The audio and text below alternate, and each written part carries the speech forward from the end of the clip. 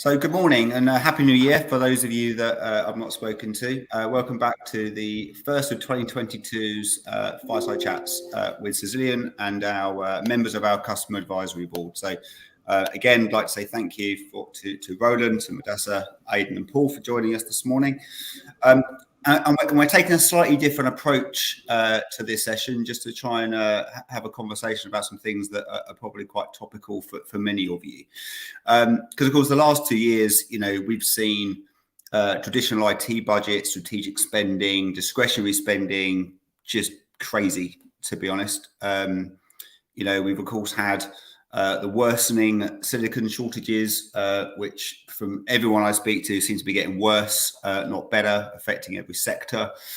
We've had budgets cancelled over the last couple of years for pretty much everything from run-of-the-mill infrastructure upgrade projects. We've seen money pulled away from maintenance renewals and channeled into remote working or collaboration projects or whatever that might be, just to kind of keep our businesses afloat, keep our people working, and able to do everything we've managed to do.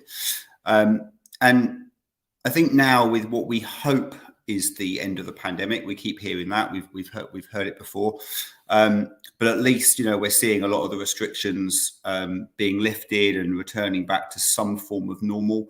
I thought it would be worth us having a conversation today just about what we think we're going to be focusing on for this year, how we're going to manage our spend, what we're going to do differently, if anything. And I saw yesterday we've got organisations across the UK now trialling these 4-day working weeks. So again, I wonder how that's going to play an impact into not both kind of what we do around projects and technology, but also how that affects our teams and well-being. So quite a lot of stuff I thought we'd pick up. So guys, thank you for joining us today. It's been nice not to have any prep, I guess, for this session, but we're going to cover a couple of areas. So we're going to talk about IT budgets generally. So how do you see that changing in your line of work? We're going to talk about cloud. We've seen a huge shift. So organisations that weren't in the cloud probably now are. Organisations that had a cloud strategy have probably accelerated that over the last 18 months, 2 years. And then I wanted to get a little bit of tips and advice really from you around how you're getting the best out of your IT partners, out of your vendors, out of your managed service providers. We, of course, at Cisilion, come at this from that world, but it'd be really good for you to share some of your experiences with our audience. And then I wanted to pick up a little bit around just kind of what you think you'll be focusing on this year. So projects that may have been cancelled, projects that are now rebooted because we're kind of coming back to normal, or things that will just never be the same and are moving forward. So we're going to spend a little bit of time talking about those things. So hope you're all ready to give your feedback to the audience. So I'll look for a raise of hand for the first one. I normally nominate somebody, but if we think about the IT budgets that you look after or you're responsible for within your teams, I guess to start with, how do you normally work in that mindset? Do you follow a bid for it and spend the money, or do you follow more of a kind of public sector approach of use it or lose it? Be interested just to see how that kind of works and how you plan projects in around that kind of mindset. Can I start with you, Aidan, because you kind of fit into that public sector funded thing. I suppose we're not use it or lose it. It's quite topical at the moment, I suppose. We generally at the moment we're sort of rebidding our kind of structure. So we forecast out for sort of 6 years with one very detailed year for sort of the BAU sort of projects we need to run, and then with, I suppose, capital refresh projects overlaid on top of that, really, with refresh cycles. And yeah, it's some of those tend to be kind of like, this is what we'd like to do. Then when you actually look at the figures, you kind of go, actually, will that have to wait another year, and will we have to sort of get another year out of the existing kit because of budget constraints? It's it's a challenging time, shall we say, with regards to the overall budgets for everything, and IT in particular, really. And do you see that different now than it was before COVID, or is it pretty much carrying on as normal? in the approach that you work with? Not particularly. The way we'd have forecast and the way we'd have budgeted have stayed the same. It's just kind of where some of the amounts would have changed, and some of the priorities would have changed, I suppose.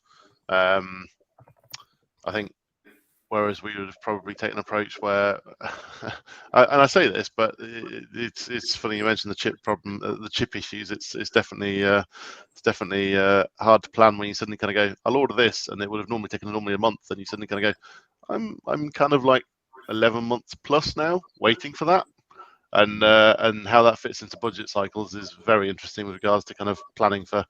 I'd like to do this, but I know it'll take me 9 months plus to get the kit.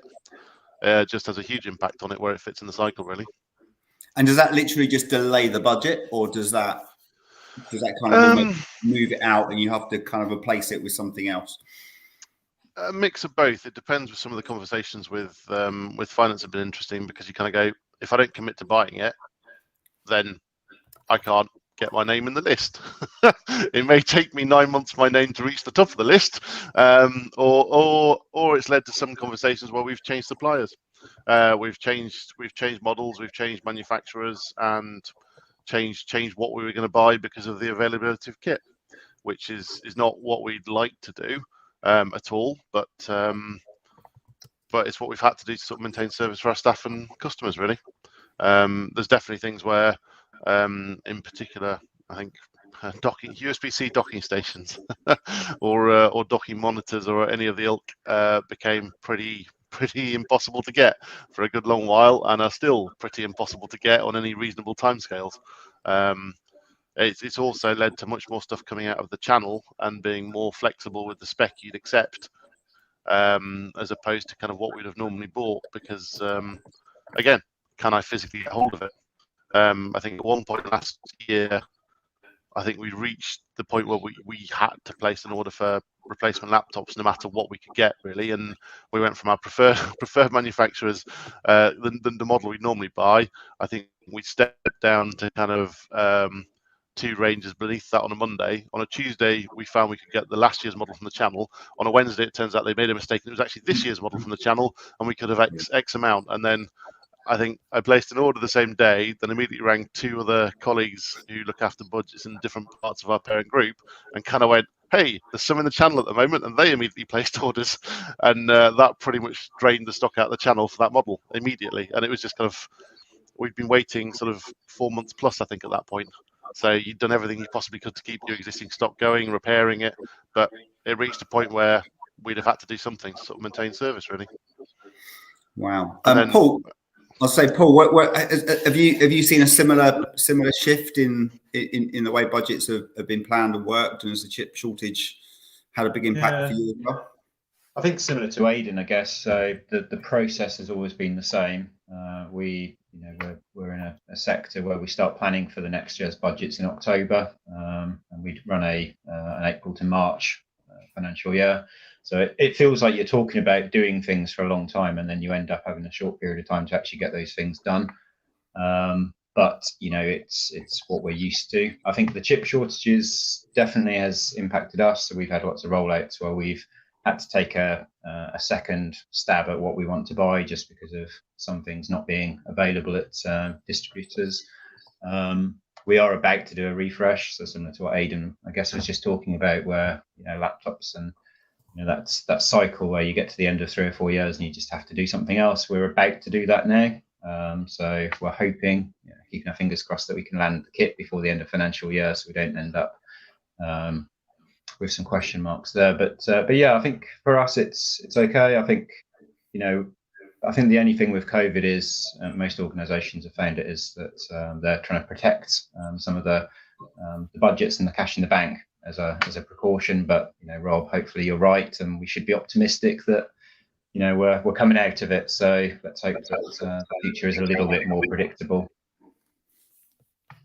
Yeah, I guess we can hope, can't we?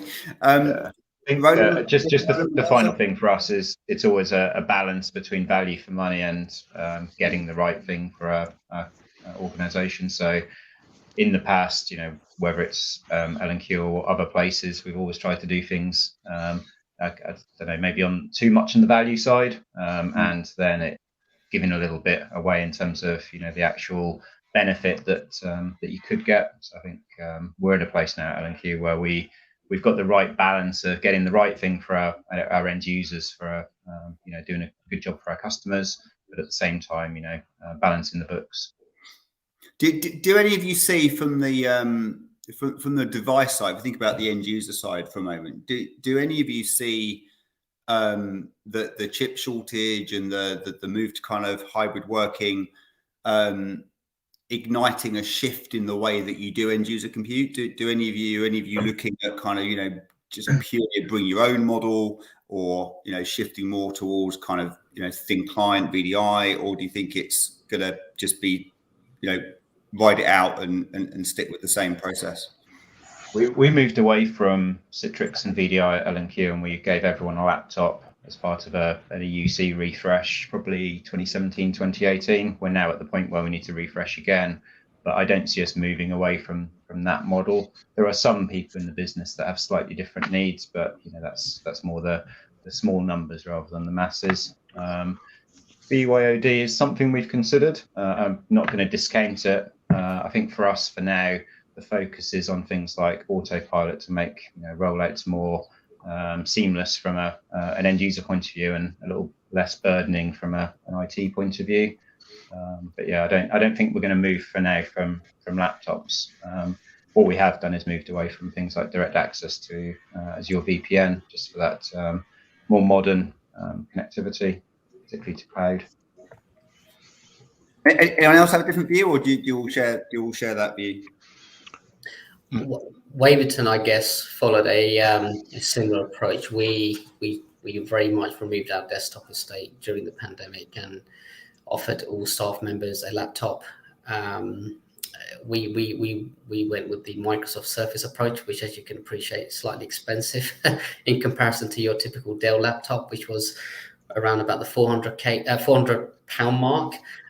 We acquired a few during the first lockdown, but I suppose from our perspective, budgets are very much aligned on a calendar basis, Jan to December. So we very much focus on aligning our key projects during planning during Q4 and hopefully getting sign off. The chip shortage did affect us because we were planning to roll out further services across the business. But what we decided to do is go for a cut down equivalent of a Surface from the Surface range that allowed us to reshuffle a few devices across the business based on personas. That approach allowed us to then continue using the Surface, because again, didn't really want to break that model, given that we started that approach during the pandemic. And yeah, there has been a few delays without a doubt. I mean, many months, and I guess when we finally received the devices back in Q4 2021, we had the opportunity to then ship them out quite rapidly. But I suppose, yeah, we are very mindful that there is likely to be further shortages and delays, and I suppose leveraging another specification within the range is probably our approach. And one other point to also add is, given the approach that we've taken to move towards the cloud, we've been very fortunate that our next recycle of hardware doesn't really take effect now, given that we're now running an OpEx model, which is great from our perspective. Based on the depreciation that we normally run with, we would have gone with a hardware refresh this year, but thankfully for the core infrastructure, we're now running fully in the cloud, so that's not the case, which is great. Probably brings me on to the next topic we were going to talk about, actually. If any of you got any other comments to make on those other two areas, stick your hand up. If not, we'll move on to the next one. Oh, Aidan? Sorry, go on, Aidan. No, go on. I was just going to say that I think as a small, I think the smallest of the businesses on here, ours is very much more of an informal approach. Yes, we do have our budget and we set it each year, but then if we have extra projects we need to do, we've got a very clear and simple process for being able to go back and ask for it. Equally, most years we end up not completing everything that was on the plan and getting to the end of the year and saying, okay, what do we want to do? Is to just roll into next year's budget, or what do we do with it? And we've been lucky enough that most of the time we can usually roll it over, but I've still got to be able to stand there and justify why I've got the level of IT spend overall, whether it includes some of last year's projects or not, that I do.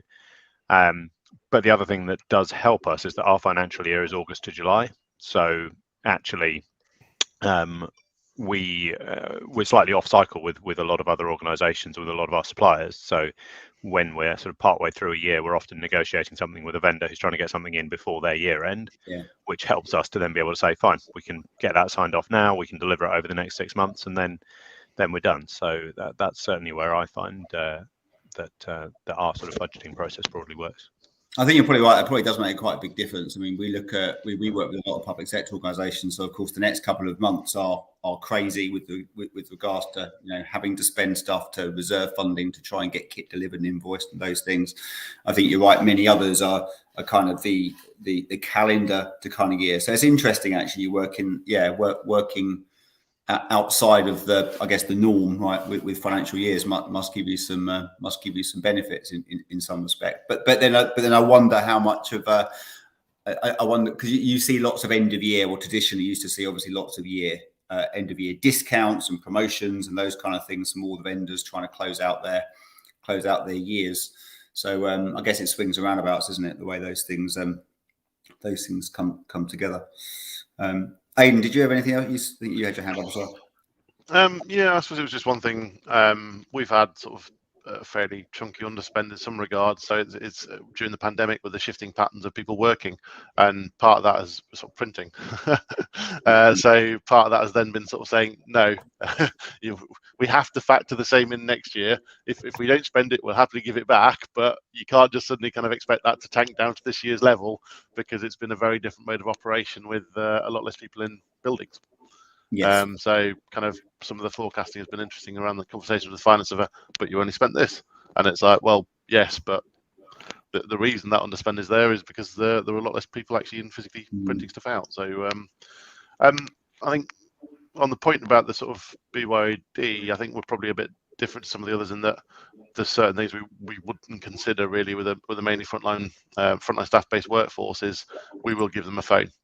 So they can use that with the company sort of systems on it, really, and that's their main device. To be honest, it's we still managed to do probably a phone refresh for pretty much 2/3 of the organisation during the pandemic. And again, it's sort of the tools have come on a lot in the regards to deployment tools to sort of pre-provision and pre-deploy, so you can ship it out to them. And I also think a lot of it depends on the maturity of your staff, and they have significantly moved on and got used to technology over the last sort of 3 or 4 years ago since the last phone refresh. So whilst we had an adoption team running around to sort of support people, it was probably less of an adoption team than would have been needed sort of 4 or 5 years ago. It's everyone's at least had a phone, so it's if you're swapping so now, wouldn't you? You would hope. But let's pick up one of the points that you made, which is kind of the next topic really, was around that kind of shift in budget, I guess, around as we move more towards cloud and we're not doing the big annual infrastructure upgrades or refreshes or replacements or those things. How I think all of you are using cloud technology to various different degrees. How is that affecting the way that you plan spend? Does it make a big difference? Are you simply wrapping up what would be annual spend and dividing it up, or is it actually changing the way in which you plan and spend money? I guess from my perspective, I've always looked at capital expenditure and OPEX expenditure set in 2 separate streams, and when I report back to the CFO and the business execs, that we can very easily pick up on the 2 separate areas. I guess I always project what I'm expecting to spend in the cloud for the next calendar cycle with an uplift, and include any additional headcount that may be considered as part of that new cycle.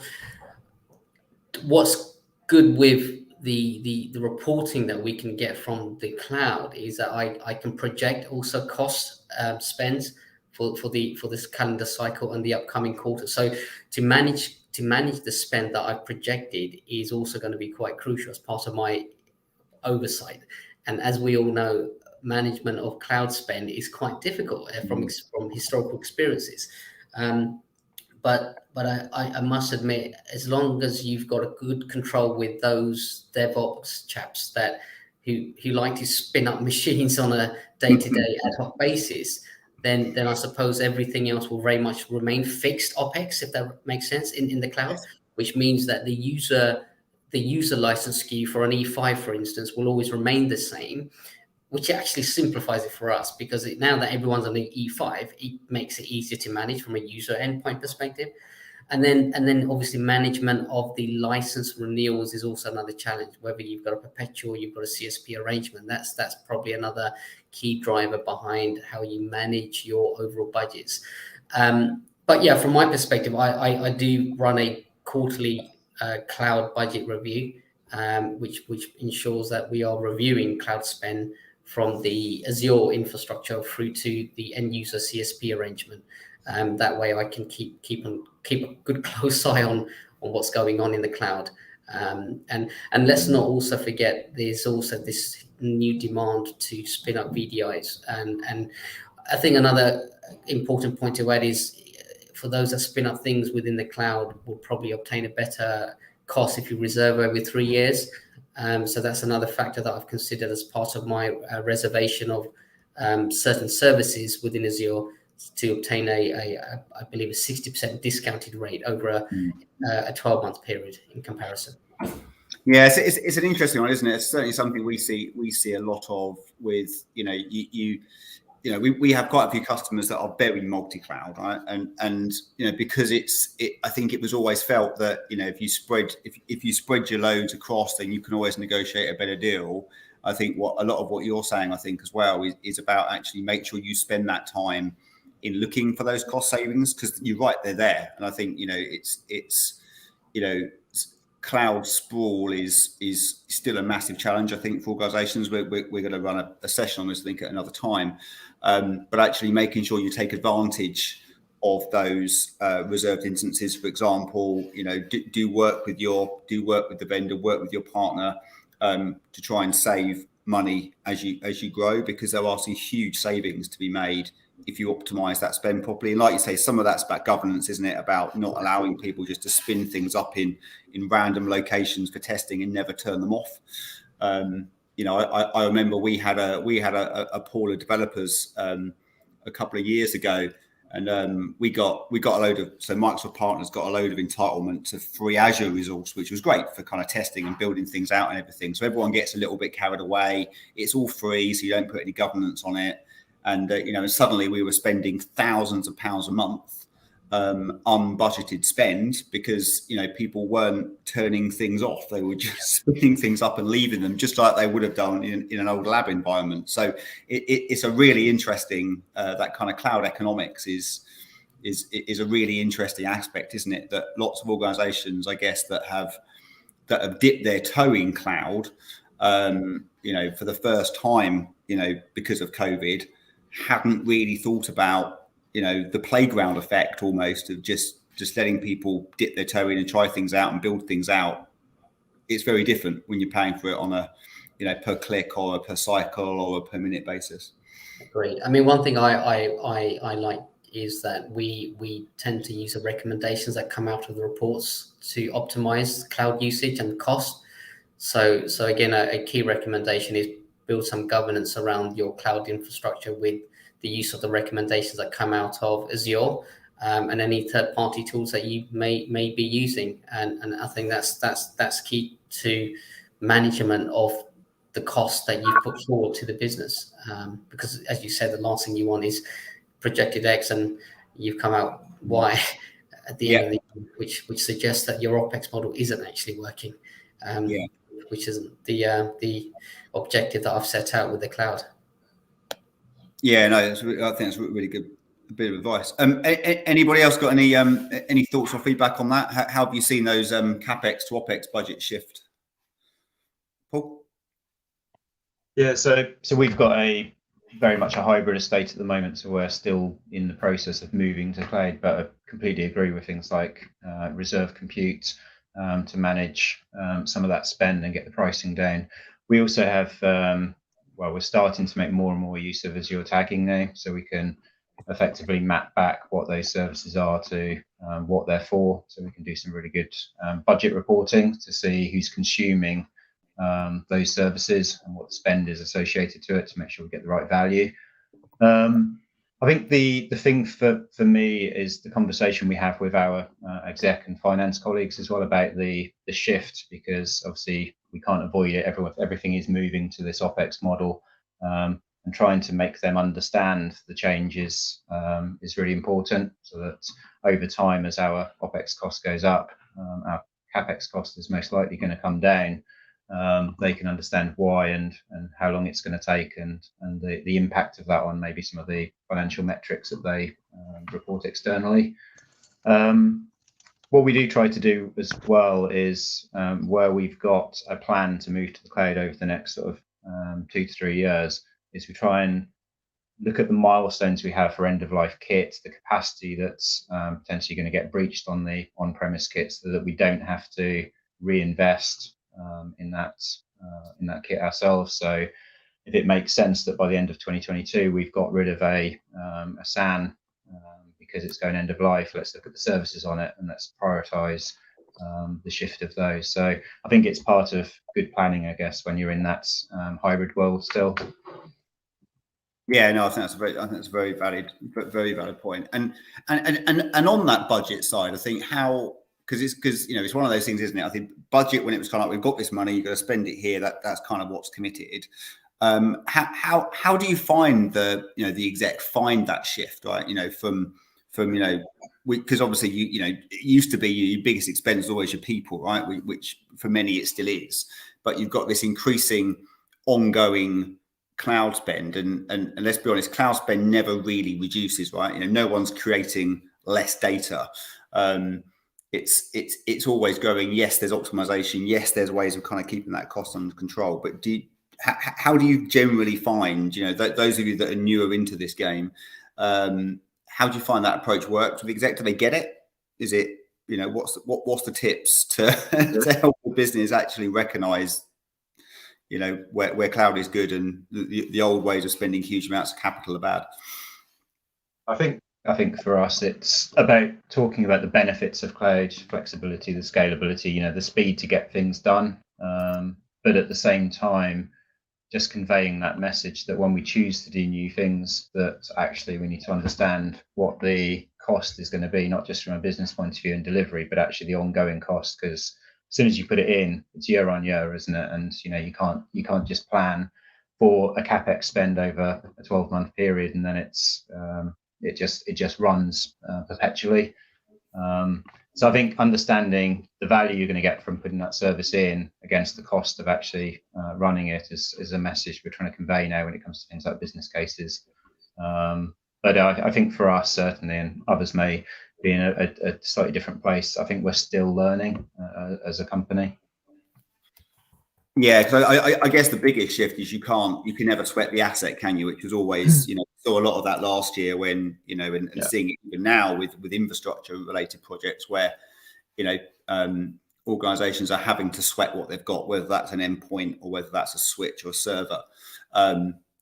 Whilst those chip shortages that we talked about don't necessarily impact us as much in the cloud world, it also prevents us, I guess, from keeping our hands in our pockets a little bit longer if we're shifting into cloud, obviously. Any other comments on that side from anybody? Any tips about kind of the cloud spend and budget shift? I'm not sure if it's a cloud spend thing, but it's certainly OpEx rather than CapEx. Would now be a good time to talk briefly about kind of device as a service versus buying devices outright? Yeah, great one. Yeah, that's a great one. Yeah, I kind of see that a lot. Yeah, I see a lot of that alignment. Go for it. So I'm kind of interested here to get a few other people's thoughts. When we started rolling out Surface Pros 3 years ago now, because we're coming up to the point of a refresh in it in the coming year, We made the call that we wanted to primarily do that under what we were trying to do was device as a service approach. Worked with a supplier, ended up with something that seemed to be working quite nicely, treating it as OpEx, saying it was $39.75 per device per month for the spec that we'd ended up, and including the docking station and things.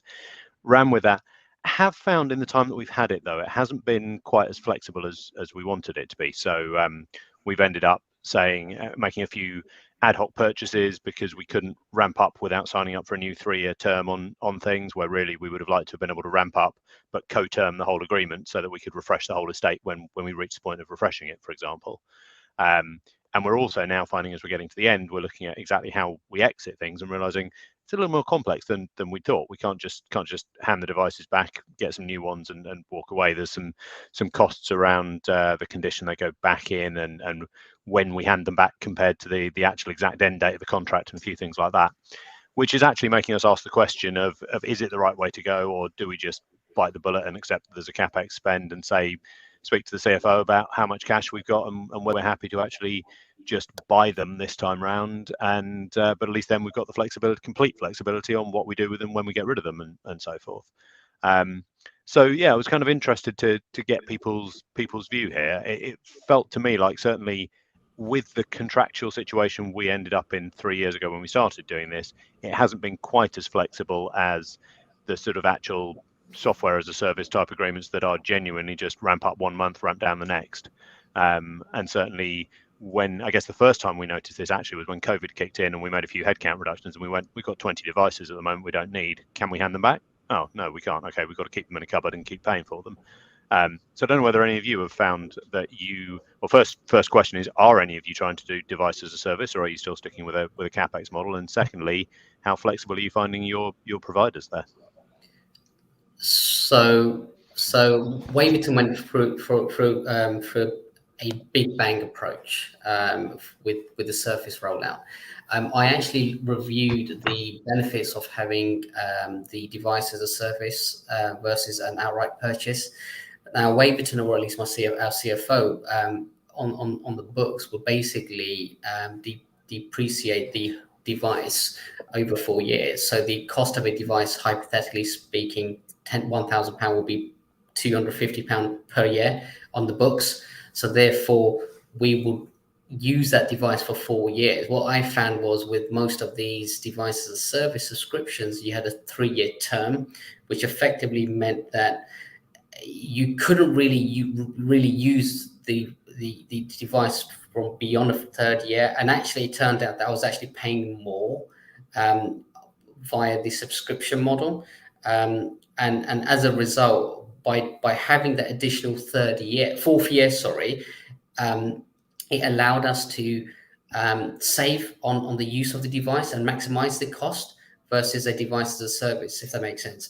But that did mean then we had another big bang approach on year 5, which will then restart that cycle all over again. So from our perspective, we've been very fortunate to have the cash up front in order for us to facilitate this model. Whereas perhaps if a company doesn't have that cash up front, then a device as a service may work better over the long run. But I guess that's probably what will drive the decision, I guess, for many companies, as it did for us. Yeah, I think the other thing, just from what we're seeing now, I think what's probably changed over the last few years is everyone was pushing. I mean, device as a service, as it always has been.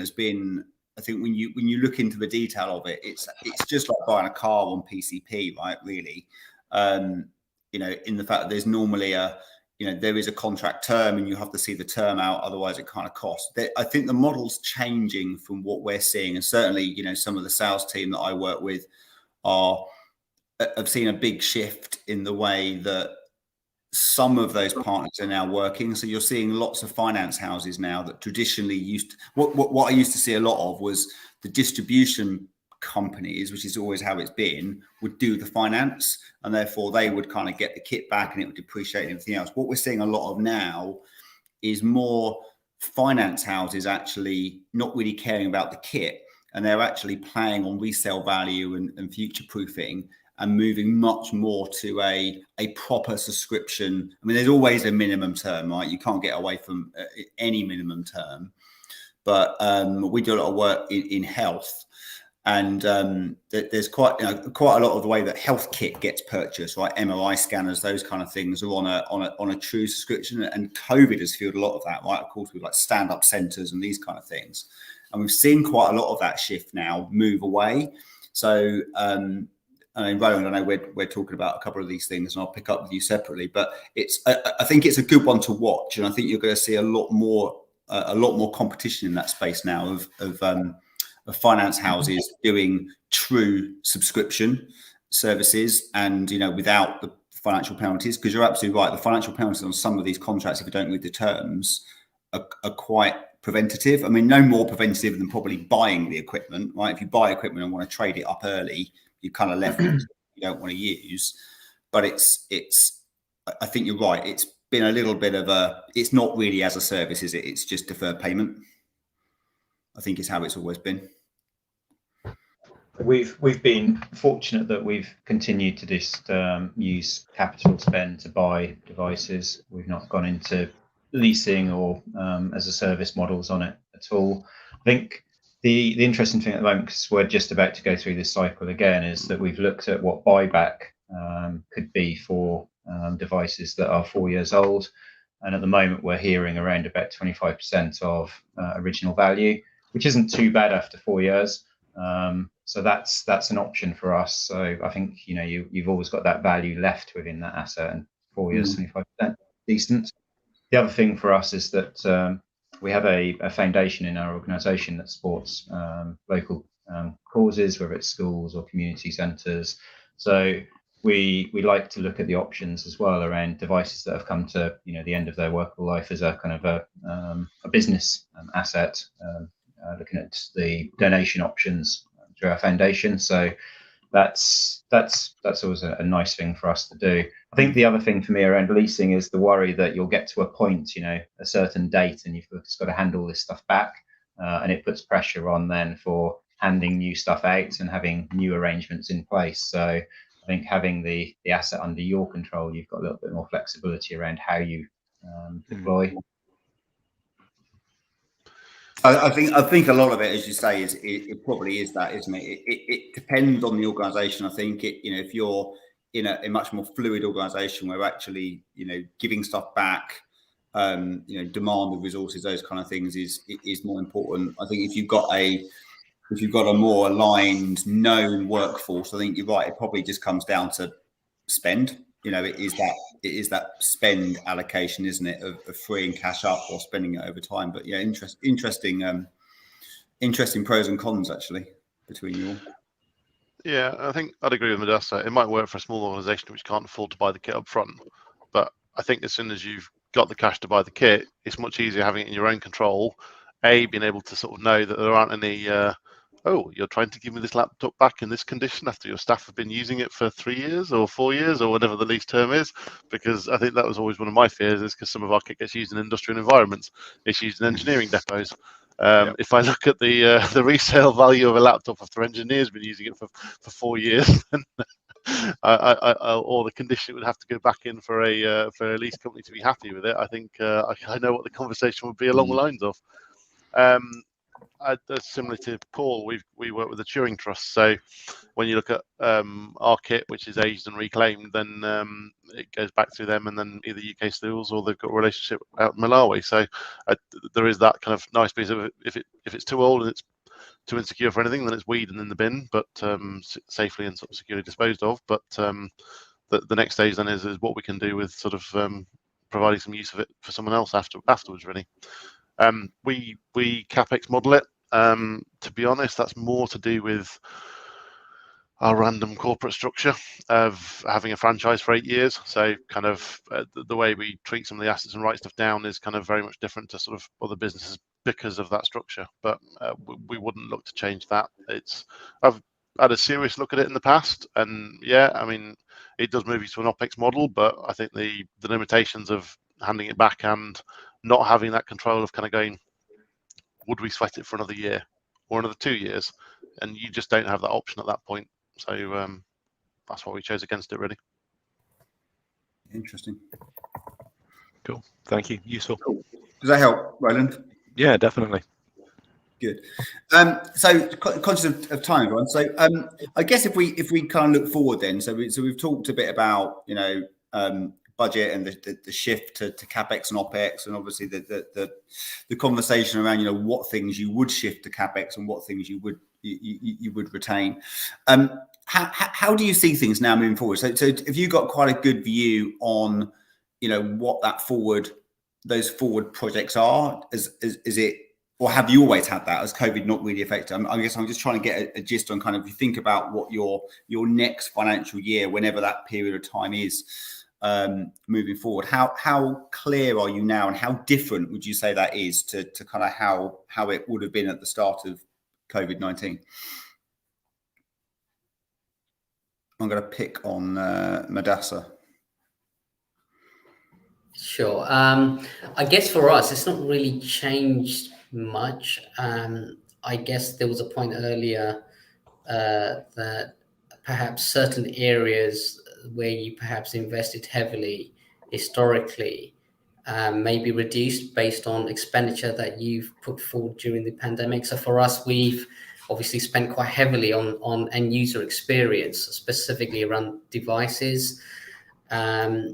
Yes, there's been a transition into the cloud, so there's naturally been parallel running cost for existing hardware on-prem versus moving into the cloud. So alongside that, naturally, there's been consultancy charges and there's been training uplifts for staff. So I think those costs to consider versus new projects, which are then realigned slightly, I guess. And I think from my perspective, I focused this year very much on the infrastructure. Now, we've been very fortunate that the infrastructure was fit for purpose when we went into the pandemic, which is great. But it's, again, much of our infrastructure now has been driven by the life cycle that we put forward as part of its refresh and review, switches, firewalls, etc.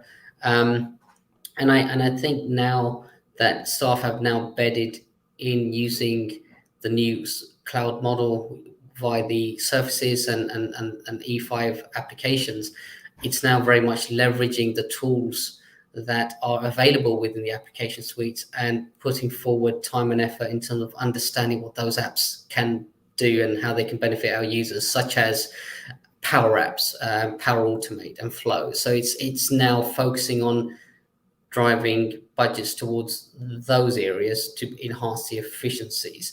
Because let's face it now, I think Aidan was referencing, staff are now used to this new hybrid model. They work within the office, they can work from home, they've got their telephone with them, they can answer calls. Now it's very much focusing on how can we better enhance that experience with the use of a Surface, because that's perhaps what they're more interested in. But no, just generally, and to summarize from my perspective, budgets are reviewed based on areas within IT and very much aligned accordingly. But the pandemic hasn't drastically affected the overall process and review. Obviously, every budget proposal is challenged, which I would expect, and if it's not feasible this year, it's deferred for the following cycle. I think you raised a really good point there, actually, as well, which we are going to cover on one of the later shows, but around actually making sure you're getting value out of what you've bought, as you say, the driving adoption of the technology and using, and particularly, as you say, some of the Power App side of things, which I know some of you are dipping your toe in the water, and some of you are using quite extensively. But I think you're right. There's so many areas of the technology that you invest in that are so underutilized and that you don't really get the value out of. So I think that's definitely a good one for another day. Anyone else got any viewpoints on kind of budget and focus spend for the next sort of 12, 18 months? I think the impact of COVID, probably the only thing that's remaining from that is the investment in office space. So see, there's a very different need for office space now than there was 2 years ago.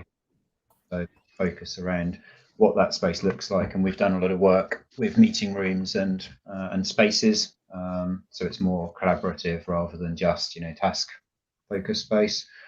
That's probably the only thing for us that's still changing because of COVID, and we're still working on some of that. I think Rob, your team are helping with some of that as well, which has been great. But I think looking ahead, I think the adoption piece is really important, isn't it? Making sure we get the most from what we invest in, whether it's Office 365 or the devices, as Midasa was saying.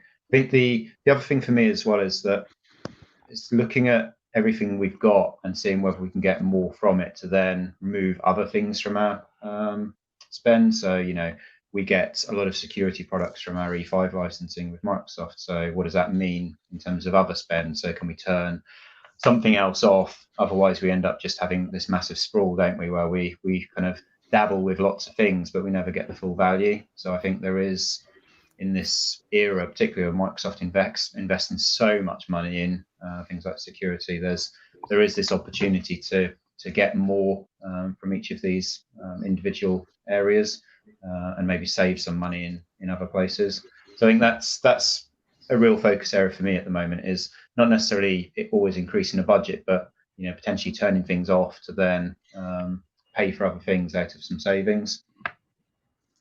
Yeah. So and again, this is really topical, isn't it, at the moment, as you say. So when we think about usage and adoption, we're also talking about, from the user side, making sure they're using what you've invested, but also, you're right, looking at other areas where you buy the same things in multiple places, and looking at whether you kind of take more of a best of suite approach of the tool set rather than the traditional method of multiple products that probably overlap from a budget perspective. Yeah, good point.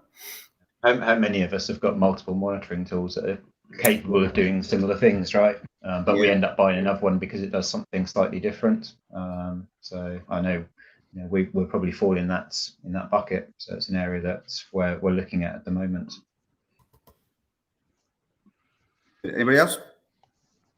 I'd probably agree with the kind of comments that have been made. Last year, a lot of the COVID-driven spend was things like upgrading our meeting rooms so that they all had proper video conferencing capabilities to support people coming back on a hybrid basis while the rest of the team's at home. This year is more things like device refresh, as I talked about earlier, and a few projects around some of our applications rather than other things. So it's things like replacing our CRM system, for example, is one of our biggest projects this year. And then there's bits of integration and things around that, looking to pull data out into Power BI dashboards and things. So those kind of sort of getting more from one or two new tools that are going in and trying to build a good new sort of ecosystem around the tools that we're now choosing to put in for the next few years, and trying to make use of some of the newer bits of software technology that have become available in the last few years or have matured over the last few years. Yeah, totally agree with you.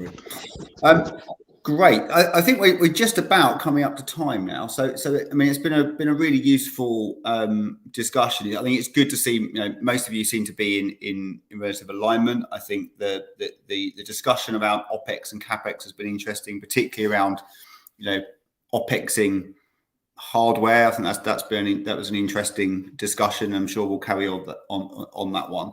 I think the optimization side is a really interesting one, and in fact, our show next month, we're going to focus a bit more heavily on that, particularly around how do you get the best out of that spend. Midasa, you touched on some really good points in there around RIs and looking at your spend, and Paul, your point about tagging and labeling and governance and those things, I think is absolutely huge. But also, I think to pick up on that point of also looking at other areas where you spend the same money on the same things and stuff that comes from different budgets, and looking at how do you consolidate and optimize without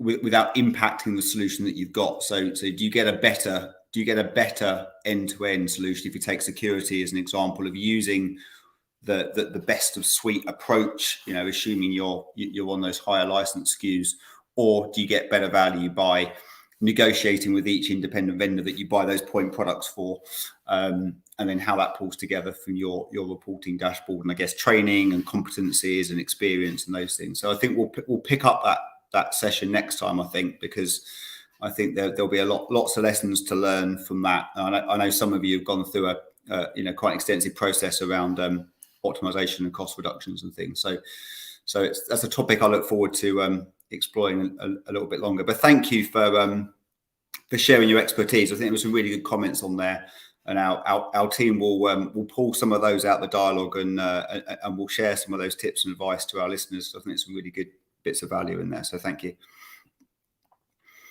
Brilliant. Well, we'll leave it there for this week. Thank you for joining. If you watched us live, and if not, if you watched us on the catch up, then hopefully you enjoyed that as well. Thank you for listening, guys. Thank you as always for being part of the show. We can't do it without you, and look forward to picking up next month. Always a pleasure.